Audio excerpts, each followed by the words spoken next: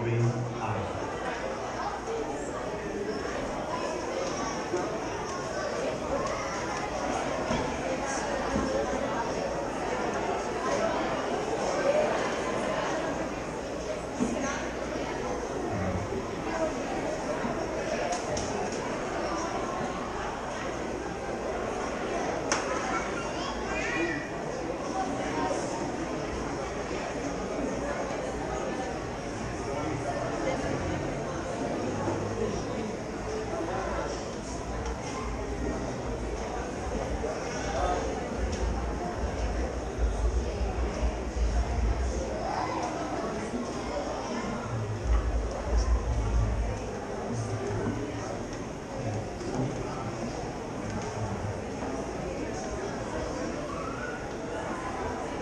Boa noite a todos, que a graça e a paz de Cristo Jesus venha ser multiplicada em cada coração, em cada vida. Dizemos a todos que vocês são bem-vindos, em nome do Senhor, para juntos tributarmos a Ele louvor, honra e glória, por essa data tão expressiva, de todas as datas, a mais importante na vida do cristianismo, na vida do homem, na vida da igreja, que é a vida do nosso Salvador a este mundo. Quero ler o texto da palavra de Deus, é Mateus capítulo 1, versículo 18, que diz assim: o nascimento de Jesus foi assim. Maria, sua mãe, estava comprometida para casar com José. Antes de se unirem, ela se achou grávida pelo Espírito Santo. José, com quem Maria estava para casar, sendo um homem justo e não querendo envergonhá-la em público, resolveu deixá-la sem que ninguém soubesse. Enquanto ele refletia sobre isso, eis que lhe apareceu em sonho um anjo do Senhor dizendo: José, filho de Davi, não tenhas medo de receber Maria como esposa, porque o que nela foi gerado é obra do Espírito Santo. Ela dará à luz um filho, e você porá nele o nome de Jesus, porque ele salvará o seu povo dos seus pecados. Ora, tudo isto aconteceu para que se cumprisse o que tinha sido dito pelo Senhor por meio do profeta: eis que a virgem conceberá e dará à luz um filho, e ele será chamado pelo nome de Emanuel, que quer dizer Deus conosco. Queridos irmãos, amigos e todos que aqui estão, refletir sobre o Natal é refletir sobre salvação, é refletir sobre a vida do Filho de Deus para salvar o homem, para libertar o homem do pecado e da morte. Nós poderíamos dizer, dentro do texto que nós lemos e dentro do contexto deste culto, desta celebração, dessa quarta cantata do coral da Primeira Igreja Batista em Ubaíra, nós podemos dizer e falar dentro desse contexto, Natal em três tempos. Natal em três tempos. O primeiro, o tempo da promessa. Quando Deus criou o homem e colocou o homem lá no jardim do Éden, ele e a sua esposa, ele criou com um propósito, o propósito do homem viver eternamente, ter comunhão com ele plena, total e restrita, de uma forma especial, de uma forma entre filho e pai e filho. Mas para que isso perdurasse, se faria necessário o homem obedecer a palavra de Deus. E qual foi a palavra de Deus para o homem?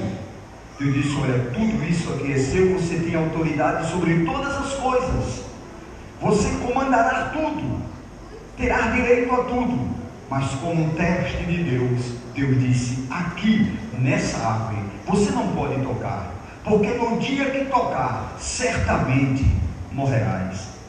Deus queria dizer: certamente será cortada essa comunhão que eu tenho contigo.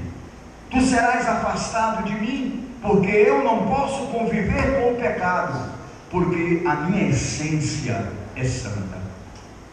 Então, o homem desobedeceu, o homem transgrediu, o homem pecou e perdeu o direito de viver em comunhão com Deus, perdeu o direito de estar com Deus, perdeu o direito de viver com Deus todos os dias.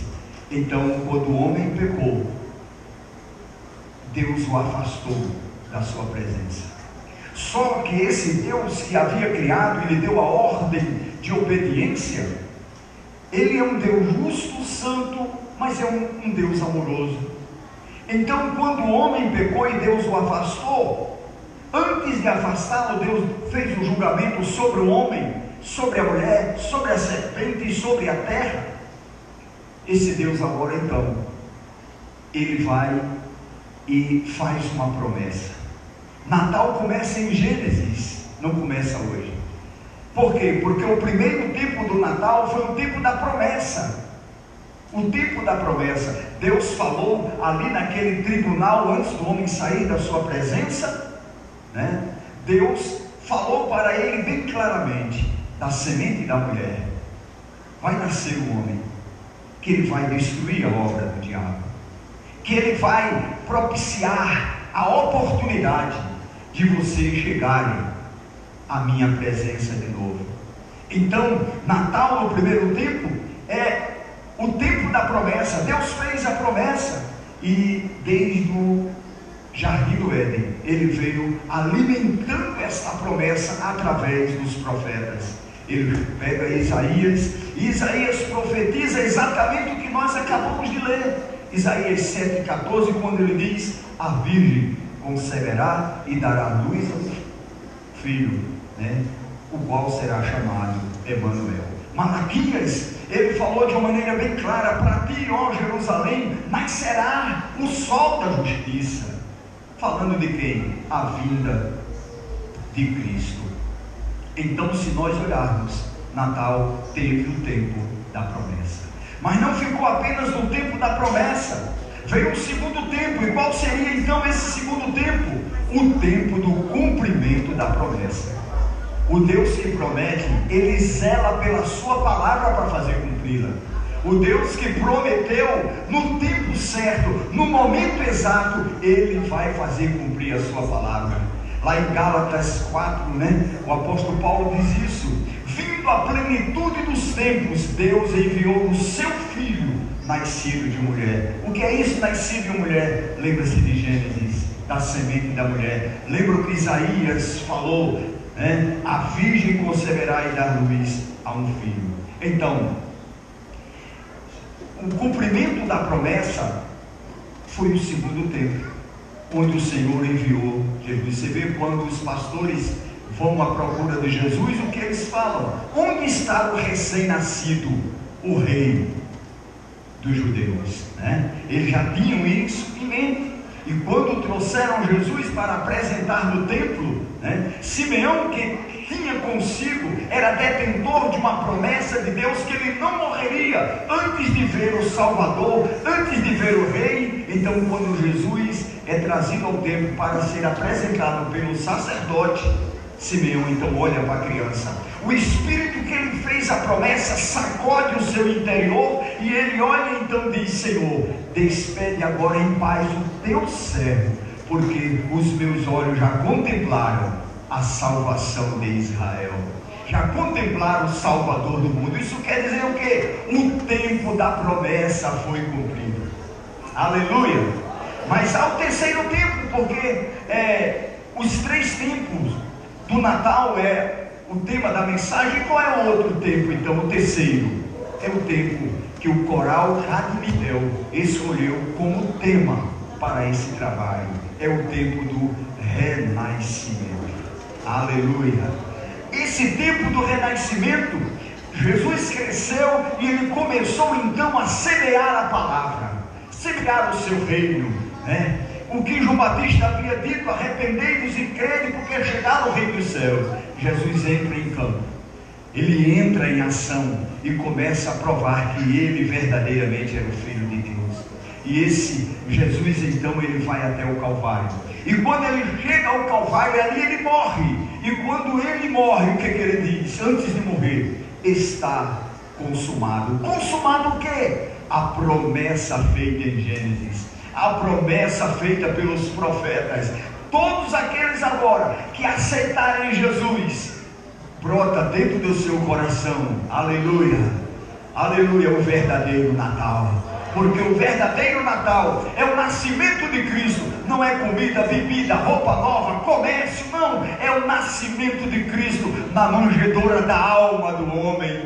Aleluia. E esse é o verdadeiro sentido do Natal. Então Jesus morreu. E quando ele morreu, foi sepultado. Mas ao terceiro dia, ele ressuscitou. Ele venceu a morte. Ele venceu o pecado. Ele venceu o inferno. Ele venceu todas as coisas. E nós podemos dizer então: o plano de redenção através do Natal foi cumprido com Jesus no Calvário. Aleluia! Agora eu, você, nós podemos celebrar a Deus. Por que podemos celebrar a Deus? Porque nós renascemos. Aleluia! Não mais da vontade do homem, não mais da vontade da carne, mas da vontade do Espírito e da palavra de Deus. Então eu convoco todos a celebrar conosco este Natal. E esse Natal que será agora apresentado como gratidão e louvor a Deus pelo o nosso renascer. Amém. Vamos orar e aí estará com